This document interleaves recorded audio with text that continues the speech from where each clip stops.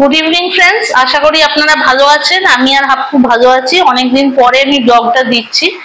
আজকে আমি যে ব্লগটা দিচ্ছি সেটা হচ্ছে আমি দেখাবো ফ্রাইড ফিশ উইথ চিপস। এই জিনিসটা আমরা কলকাতায় যখন আসতাম, আমি আর সৌমা বাবা মায়ের সঙ্গে একটা রেস্টুরেন্টে গিয়ে খেতাম। আমি রেস্টুরেন্টের কোনো নাম বলছি না, এটা ওই আপনার ধর্মতলার দিকেই আছে। তা ওইখানে গিয়ে খেতাম। এইটা খুব টেস্টি লাগতো, ভালো লাগতো, যখনই আসতাম তখনই খেতাম। তারপরে আমি রেসিপিটা নেটে দেখে এই রেসিপিটা আমি বাড়িতেও রান্না করতাম, মানে শিলিগুড়িতেও রান্না করতাম। সেটাই আজকে আপনাদের সঙ্গে শেয়ার করছি। সন্ধ্যেবেলা ভাবলাম একটু এই জিনিসটাই খাই, তা এটার জন্য এটা করছি। এটা অরিজিনালি এটা কিন্তু কড ফিশ লাগে। কড ফিশ এখানে আমি কোথাও পাচ্ছি না। এটা মানে ইংল্যান্ডের রান্না, ইউকের রান্না, তাহলে এটার জন্য কড ফিশই ওরা বেশি ইউজ করে। তা আমি এখানে ইউজ করছি হচ্ছে বাসা মাছ, বাসা ফিশ, মানে যেগুলোতে কাঁটা কম থাকবে। বাসা মাছ বা আর মাছ এগুলোকে আপনাদের ফ্রিজে করে নিতে হবে। আমি দেখাচ্ছি আপনাদের। এটা দেখুন, এই যে বাসা মাছ আমি অলরেডি ফ্রিজে করাই রয়েছে। ফ্রিজে করে আধ ঘন্টা এটাকে ম্যারিনেট করতে লাগবে হচ্ছে নুন, গোলমরিচ আর লেবুর রসে। আমি এই জন্যে, যেহেতু একদম যেন এর গায়ে একদম না হয়, মানে কোনো জল না থাকে, কারণ ব্যাটারটা নাহলে অসুবিধা হয়ে যাবে, এই জন্য আমি এইভাবে রেখে দিয়েছি। আমি একটা নুন, গোলমরিচ আর একটু লেবুর রস দিয়ে এটাকে আধ ঘন্টা রেখে দিয়েছিলাম ম্যারিনেট করে। আপনারা আর মাছও নিতে পারেন, ফ্রিজে করে নেবেন। ফ্রিজে বললেই দোকানে করে দেবে। এই যে নুন, গোলমরিচ তো লাগছেই আমাদের, এমনিও এখানেও একটু দিতে হবে।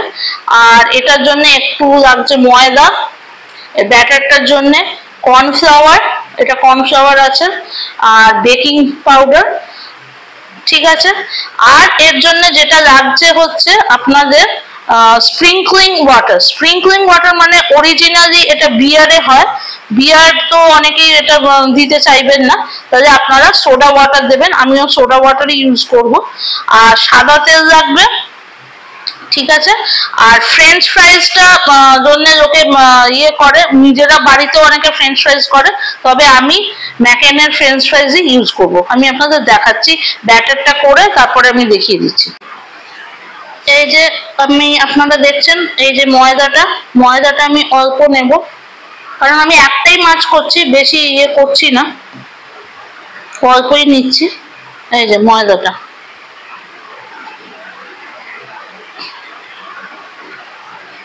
এখানে আমি কর্নফ্লাওয়ার নেব,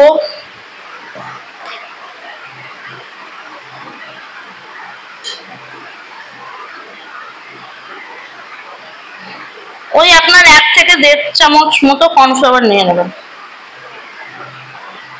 আর 1 চামচ মতো বেকিং পাউডার, বেকিং পাউডার নিয়ে নিলাম। এবার আপনার একটু নুন দেবেন,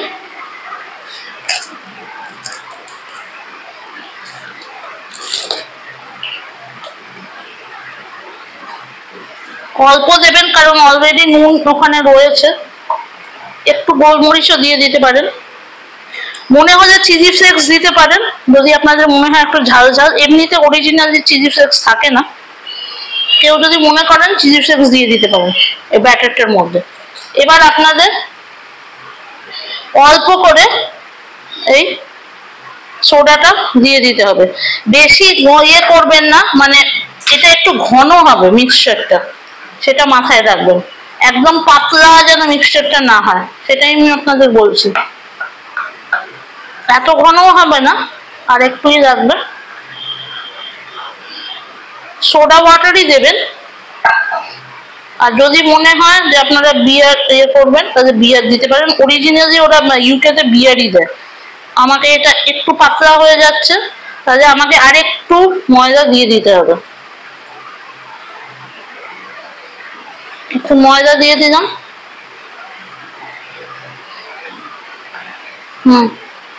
এই কনসিস্টেন্সিটা ঠিক আছে। এই যে এরকম হবে। আর একটু দিয়ে দিলাম, কর্নফ্লাওয়ার দিয়ে দিলাম।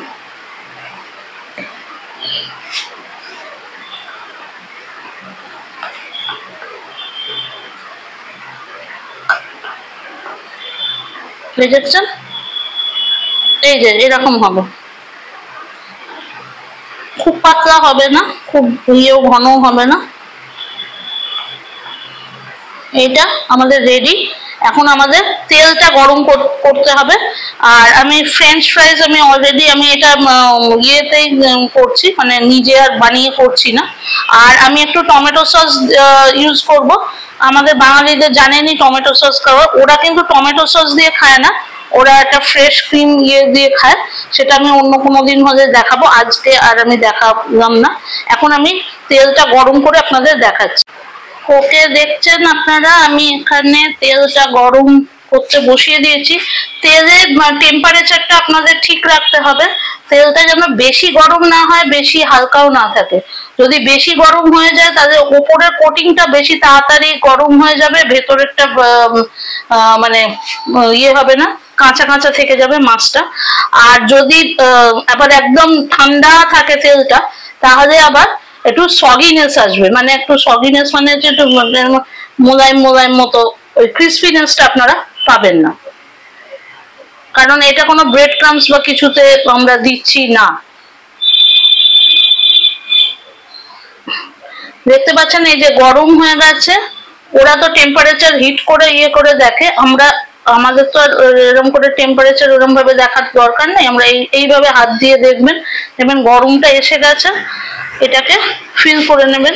এই যে এটা নিয়ে নিলাম, এটা অলরেডি এতক্ষণ মিক্সচারের মধ্যেই ছিল, লেবুর রস, নুন আর গোলমরিচের ইয়ের মধ্যেই ছিল। আর একটা জিনিস সবসময় মনে রাখবেন, যখন এরকম ইয়ে করবেন, এই ফিশটাকে ইয়ে করবেন, তখন কিন্তু মাছটা যেন একদম শুকনো থাকে। মাছটা যদি জল জল মতো থাকে তাহলে অসুবিধে হয়ে যাবে, তাই জন্য মাছটাকে শুকনো রাখতে হবে। আমি এটা এখানে রাখলাম, রেখে আপনাদের এটা এর মধ্যে দিয়ে দেখাচ্ছি।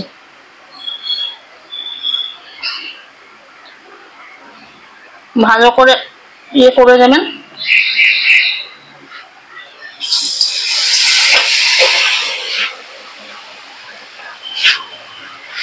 দেখতে পাচ্ছেন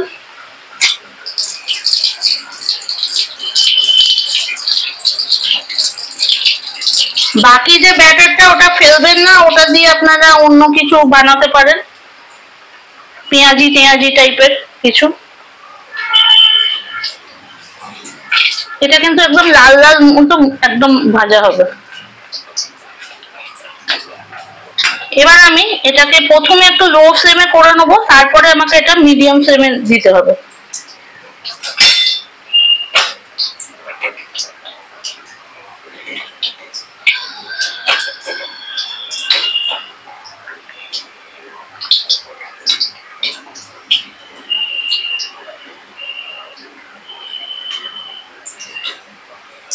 যদি কেউ একটু ইয়েলোইশ করতে চান তাহলে ব্যাটারের মধ্যে আপনারা হলুদ দিতে পারেন, কিন্তু আমি আমার অরিজিনালি কিন্তু ব্যাটারের মধ্যে হলুদ দেওয়া হয় না, কারণ ইংরেজরা টারমারিকটা ওইরকম ভাবে ইউজ করে না। তাও যদি আপনাদের মনে হয় যে ব্যাটারটা আমাদের একটু মানে একটু হলুদ হলুদ রঙের আমাদের দেখতে লাগবে, তাহলে ওই ব্যাটারের মধ্যে যেটা আমি ইয়ে গোলাটা বানালাম সেটার মধ্যে আপনারা অল্প একটু 1 চামচ হলুদ দিয়ে দিতে পারেন।